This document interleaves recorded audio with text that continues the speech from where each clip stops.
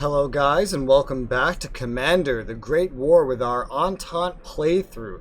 In the last episode, we fully surrounded, met every little tile of it, and started pounding away its remaining defenses, soon to finally claim Alsace-Lorraine.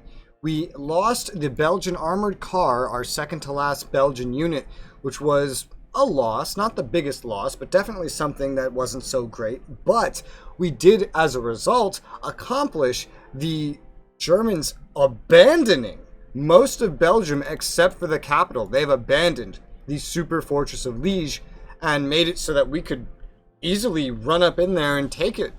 Honestly, we've had some naval fights, namely over in this area. I don't know the name for it. We've narrowed down the Eastern Prussian defenses to 2 points. And wow, I just saw a new symbol today. This must mean you have 0 supplies as opposed to too little.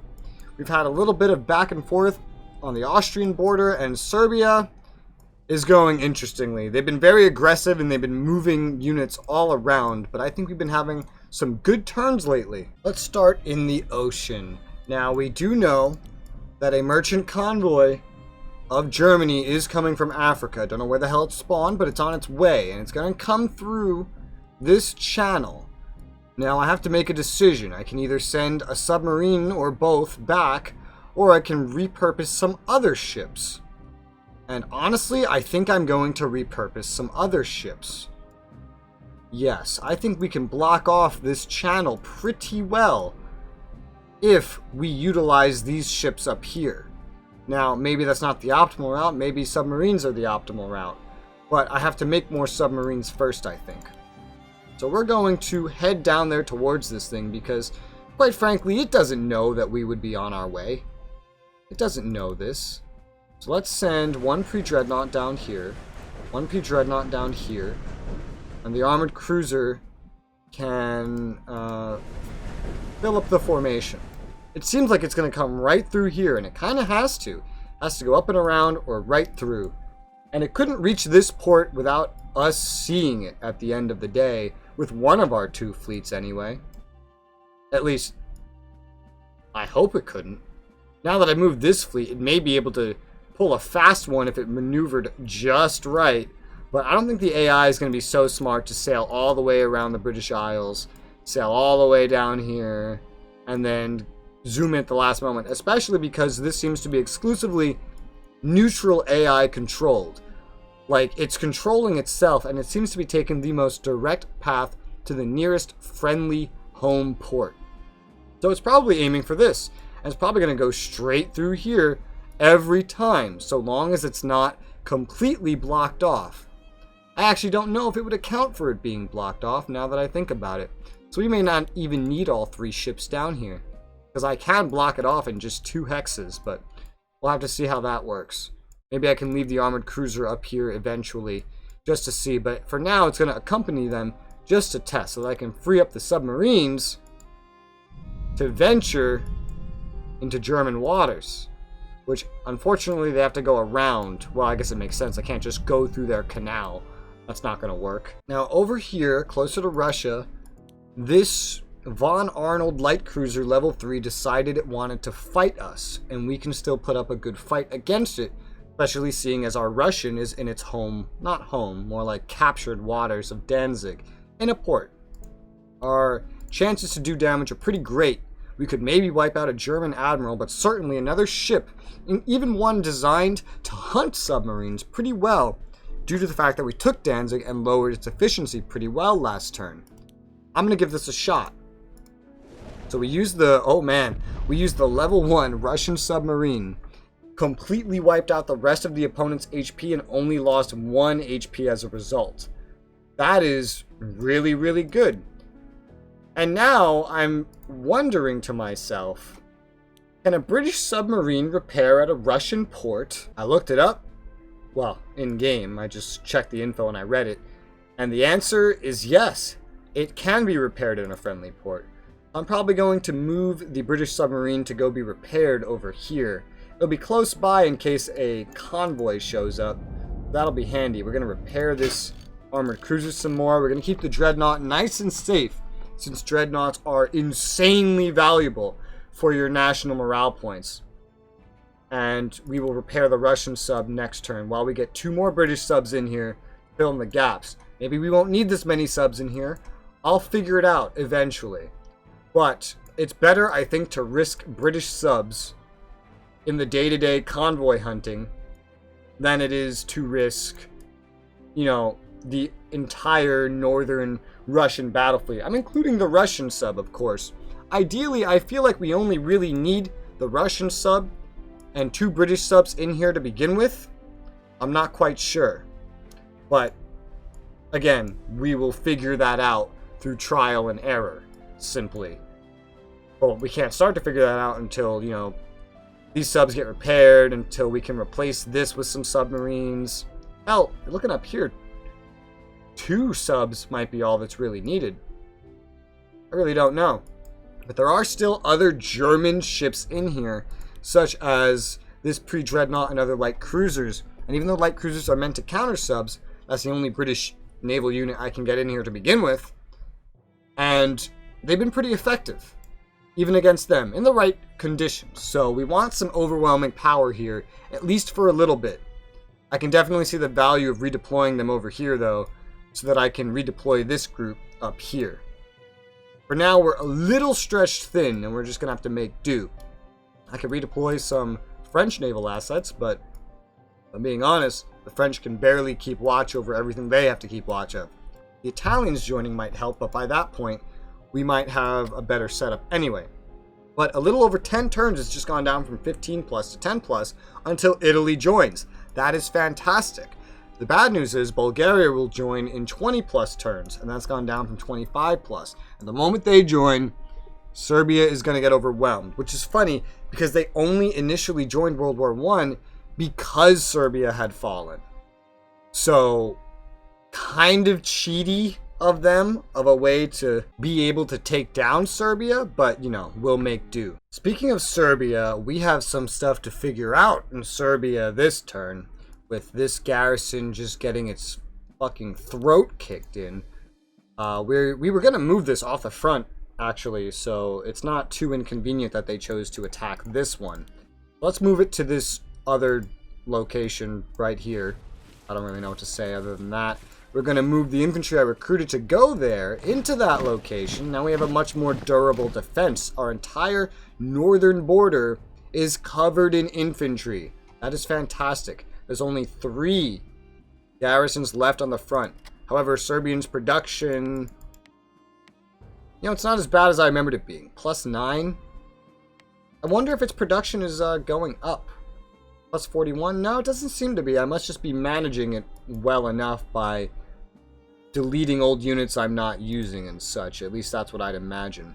They did attack this unit, so we're just going to go ahead and repair that, because it can't go on the offensive. I said this would probably be a downturn for the Serbians. We're going to repair this army.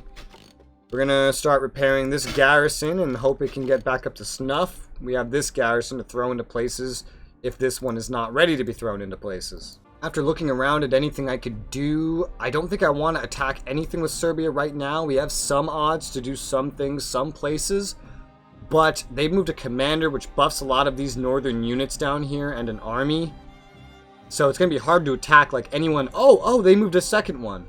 Was this guy always here? Von Hotzendorf? I feel like he was up north. I think they moved the unit, or they moved the commanders themselves, but the entire northern border is now covered, double stacked even in commanders, so attacks are not looking too easy right now.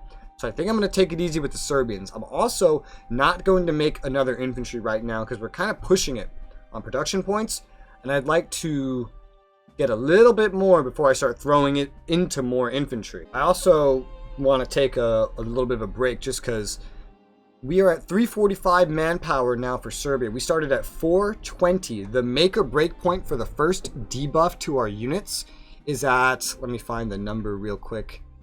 It is at 294.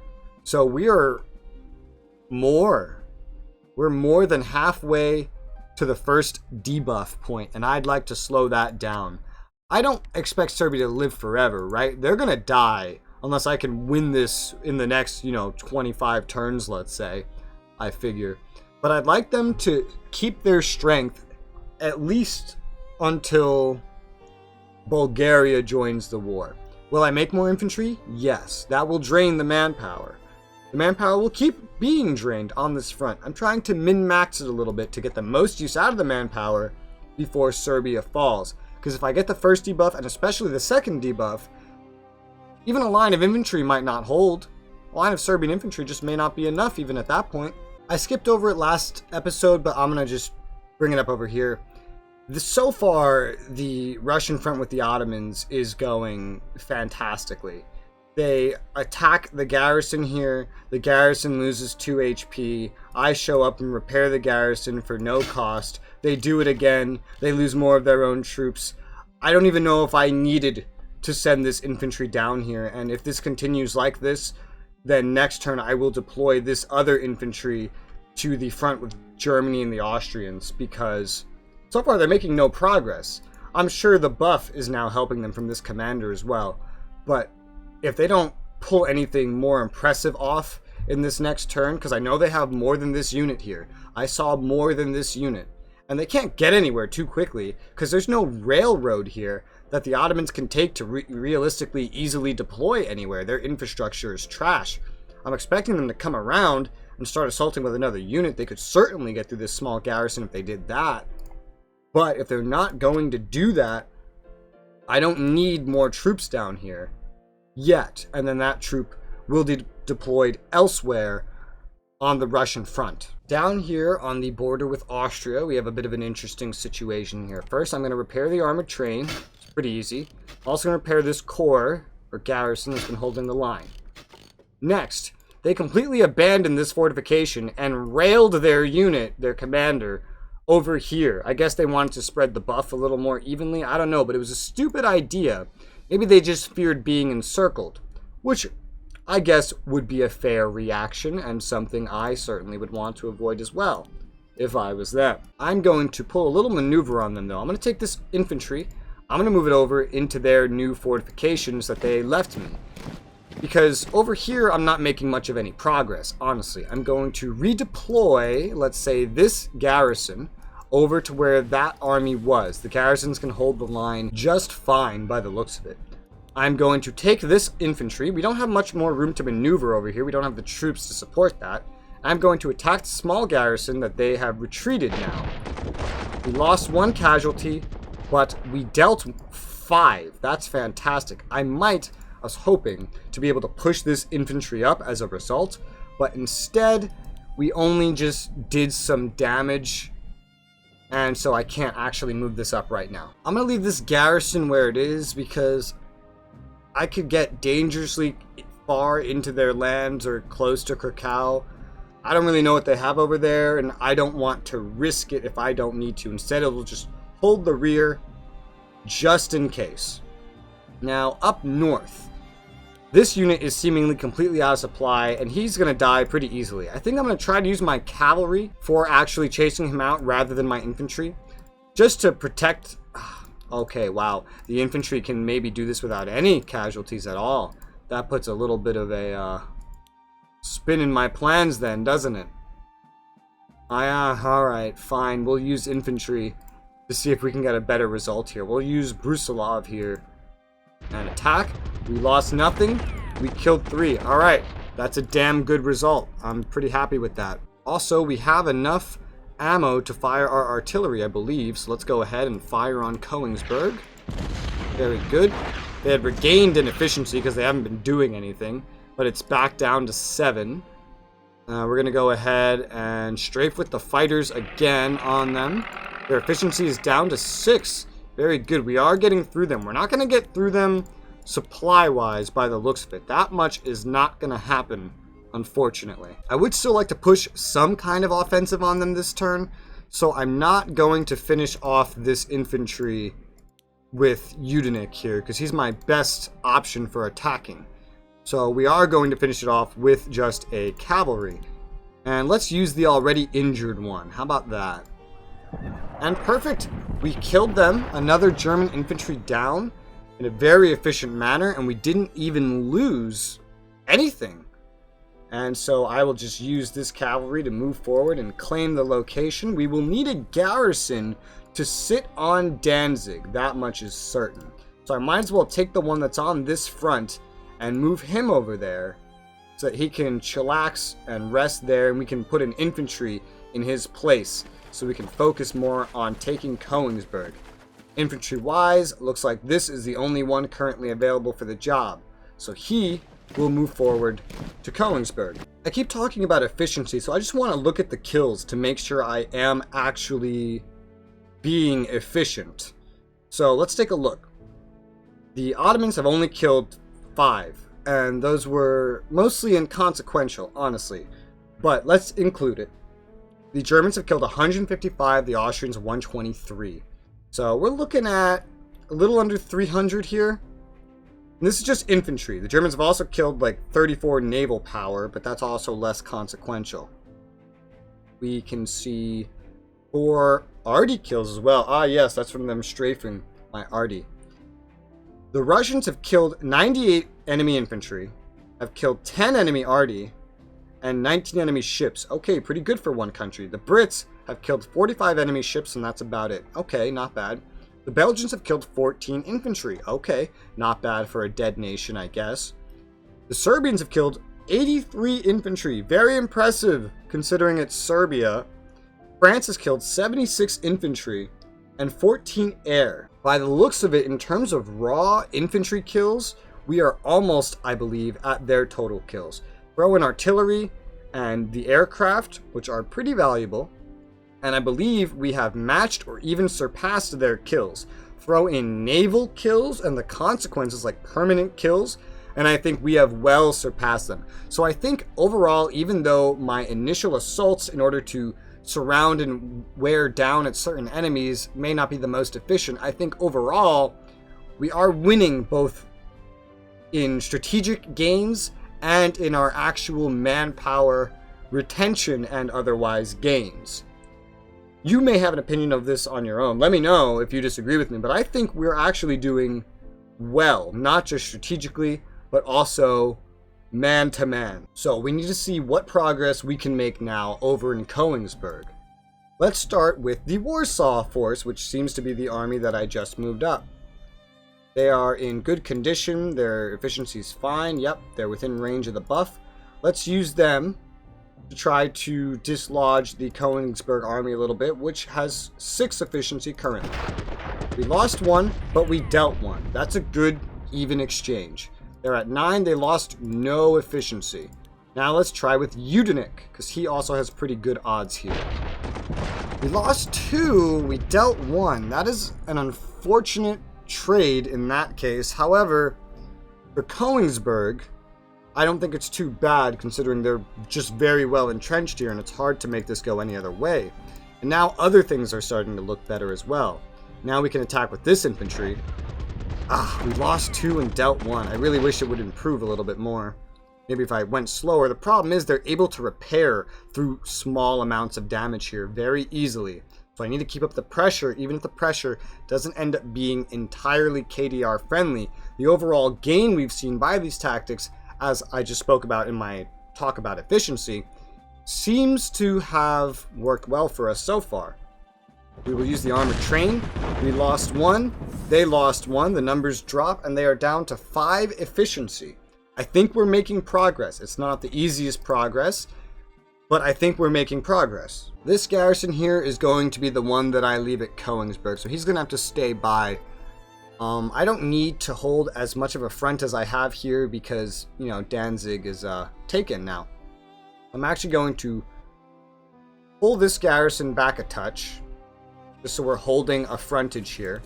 And the cavalry, honestly, they don't necessarily need to be up here anymore because they're not needed in any maneuvers right now, but they could be very useful down south potentially. So I kind of want to try to centralize their position a little bit. Yeah. And to do that, I either need to use a train or just run them. And I think I'm going to just run them into a more centered position. Like this one is going to go, let's say right down here.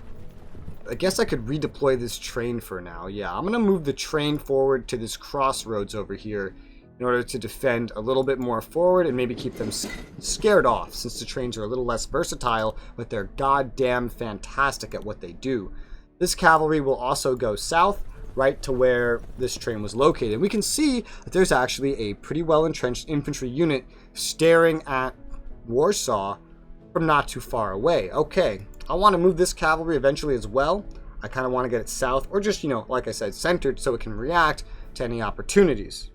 This garrison, since it will be used for Konglomerat, is just going to move up into these fortifications for now and stay put. And now we are back on the Western Front, which I've rarely saved for last. Here we are.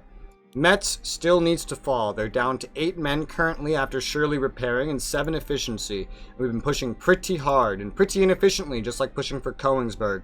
Let's go ahead and fire the artillery at Metz. We killed 1 and lowered their efficiency. I'd say that's pretty good. We're also going to use the fighters because I'm not even going to repair any of this stuff until we can get the results that we're looking for on Metz. Metz must fall. Just plain and simple.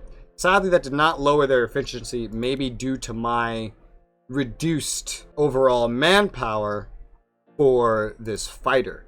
However, Metz is low on supplies. I forget if it was already. I think it was, but it's holding out very well. And so we're going to try to wear them down even more. Let's start with the infantry that's on Strasbourg. Let's attack.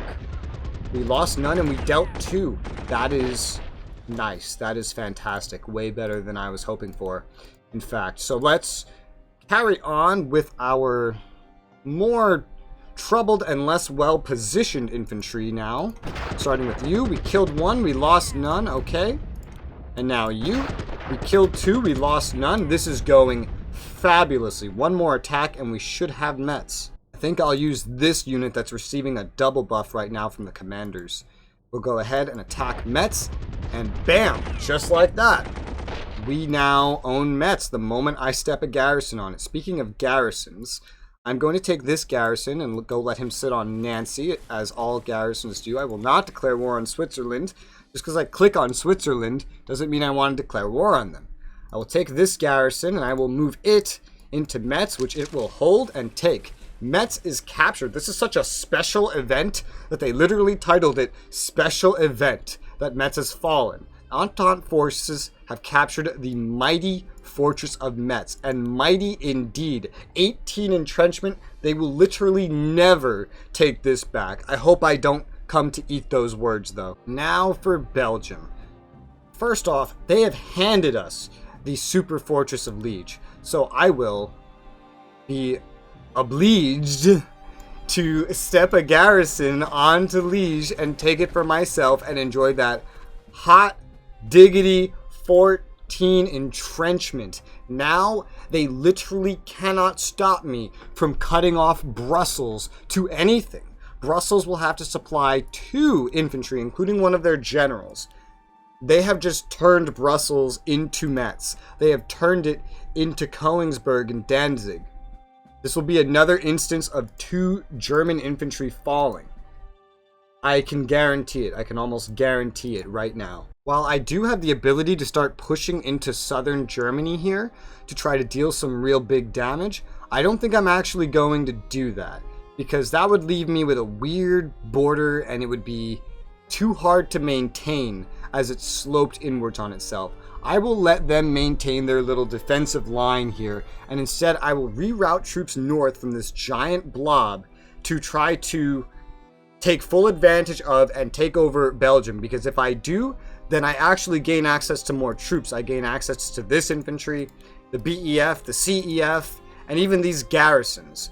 And so I think it will be healthier overall for my push to simply hold Alsace-Lorraine now and push north to cut off and envelop Belgium. That would also get Belgium back in the game, which means I could use Belgium to produce units. Albeit with their shitty manpower and their likely impossible to recover national morale, their units wouldn't be very useful, but even 1 Belgian infantry that I could stick somewhere would be amazing. Even Belgian garrisons that I simply use on places like Brussels and Liège, for example, where they belong, in order to free up French units would be fantastically useful, because it frees up better forces to go do something else. So to start, we will need buffs pretty close to Brussels. So I'm going to take this Commander Nivelle and I'm going to move him up here into these fortifications next to Liège, also so that he can help protect Liège. It's also really just as far as he can get right now as well. This French infantry will push right down the line to the railway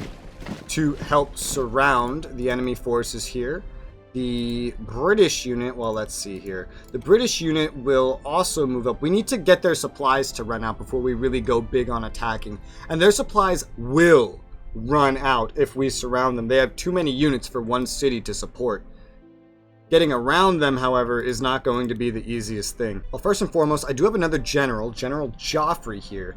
His efficiency is already a little hurt, but we can get some bonuses on the west side if I train him up to Antwerp.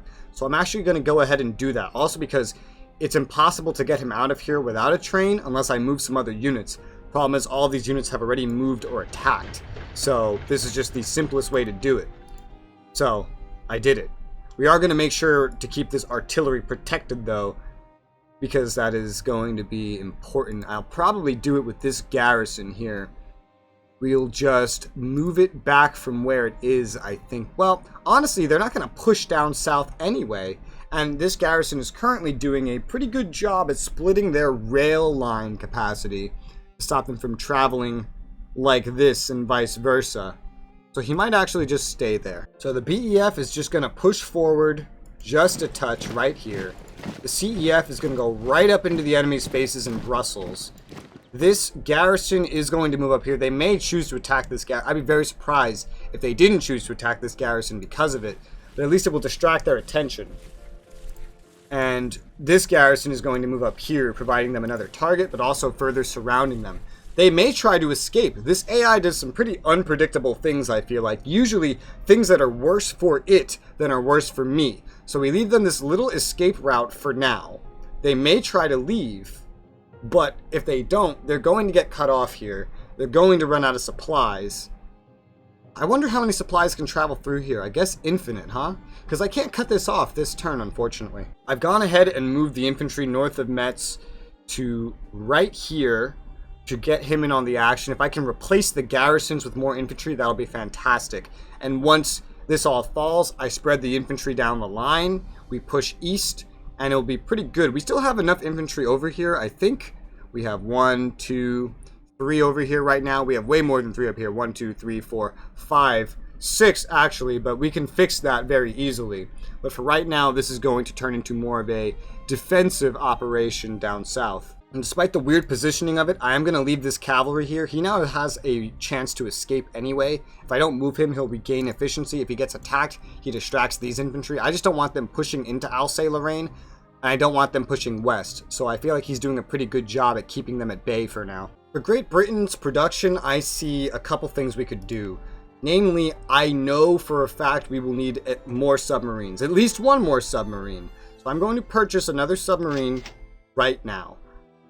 For covering this entire front in Europe, I could see how handy having one more fighter would be as well, in addition to the one that's already being produced. So I am going to produce one more fighter, hoping that that will be enough. And now they're down to 23 production points, and I don't think there's really anything else I can do with that I want to do with that, unless I want to make more infantry, but we really haven't looked down at Egypt. Well, looking at the way just this front looks in general, I could see a need for more British power in Egypt. Well, actually, it could be more than one if I wanted to cover all of this. So we could. What's the income of the UK right now? It's at 26. I guess, yeah, I'm going to go ahead and purchase another infantry with them so that we can hold more of a line in Egypt, I think. This is like exclusively their front. And at some point, the Ottomans will be hurting so much that I will need to push up. Rather than shipping more units in, I could just slowly amass British units there. I'd like to get more mobile skirmishing units in these deserts rather than just, relying on infantry. But infantry would be needed to push eventually. And only needing infantry for this front at least means that the UK's manpower won't necessarily hurt too much. I'm also going to push forward with my infantry, just a little safe step here. Not fully, you move pretty slowly. I want to get an idea next turn about what kind of frontage I'd really need to cover here. As for the Russians are going to need to spend their points somehow. And I believe they still need more ammo. Yes, they still need 2 more ammo expansions. I think that's a pretty easy decision then. I'm going to purchase some more ammo for the Russians. I want to get them up to 10 so that they already can fire every turn. If it doesn't fire a turn, it'll amass a stockpile anyway, but I want to get it to 10 at the very bare minimum. I stand behind that strategy. And then we pretty much spent the rest of their points unless I want to purchase more infantry, which currently I don't. The current Russian income is 38. I'd rather save that up a little bit more and use that on something else. I will not be using France's points because I'm saving that for more ammo. But with that, we have completed our entire turn as I see fit to complete it. I don't think I missed anything. Nope. Doesn't look like it. So, let's hit end turn just to get these results we've been working so long on. Oh god, it's winter. Winter has come. Oh my god. Oh my god. The German submarine has showed itself because there's a convoy and then the Germans undocked and now the Ottomans are moving into Egypt a little bit. Good thing the infantry are there. Europe is a snowy wasteland. They did attack that garrison indeed. They suffered some damage as a result. Very little. They are moving a massive force up to the Western Front now. But they can't stop me from cutting them off. They don't have the force to do that. They're moving troops in and out of Serbia. More planes. Aiming for Belgrade and failing to really do anything. By the looks of it anyway. Oof! Oof! One of my garrisons just got fucked up by Austria-Hungary on the Russian front. Oh man. And here comes my convoys.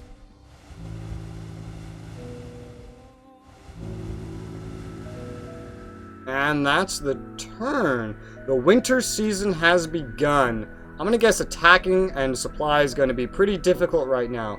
Well, that turn was not as good of an ending as the last couple, but just losing some garrisons around rather than more important units like infantry, I set those garrisons up pretty much for that purpose.